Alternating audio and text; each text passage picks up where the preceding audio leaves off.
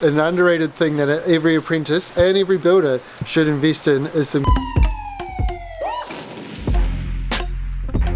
So on this job right here, we've got Tim and Corey. Corey's a first year apprentice. We've got 3 first year apprentices in the team right now. What I've found is it's really good to team up a qualified builder with a new apprentice. It's a good mix, and there's a number of jobs where, you know, right now Corey is helping hold the fence posts, helping brace, helping move dirt and all that sort of stuff.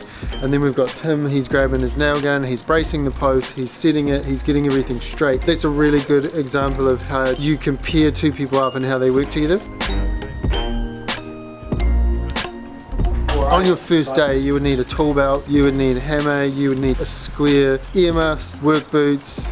We've got a list, just watch this video. First thing you need is a tool belt, hammer, a nail punch, a square, knife, pencils, tape measure, nips, hack, chisel, level wouldn't go amiss, handsaw, ruler, drill, driver, set, a skill saw. I reckon some of them focus too much on the tools. Once you've got their basic kit, you're sweet. I reckon what apprentices underrate is a good jacket. Literally, I think I went through like 3 or 4 jackets when I first started, and it took a while for me to invest in a good wet weather kit. You know, it's a little bit of drizzle today. It's on and off. It's not enough for us to call the job off, but it's enough that you're gonna need a good jacket. An underrated thing that every apprentice and every builder should invest in is some good wet weather gear.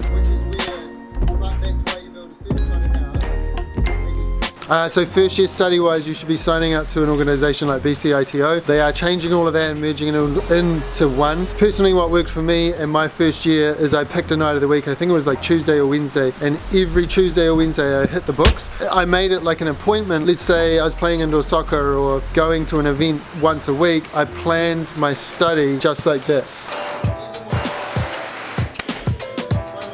So what I found as well is then you can chip away at it. Sometimes you might only read 1 or 2 pages and fill out 1 or 2 questions, and sometimes you're in the mood and you smash out like 20 pages, but just that consistency of showing up once a week, like this is my bookwork, this is what I get to get done. My apprenticeship was like 3.5 years, and over that time I finished the theory before I finished the practical, and I finished strong.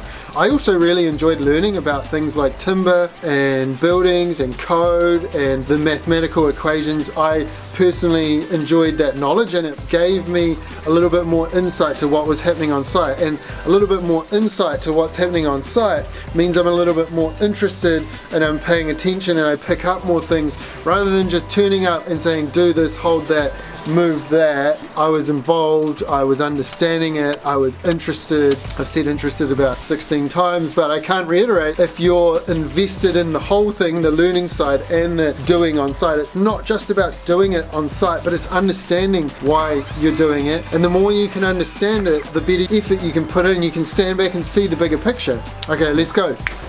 Yo, look, it stopped raining.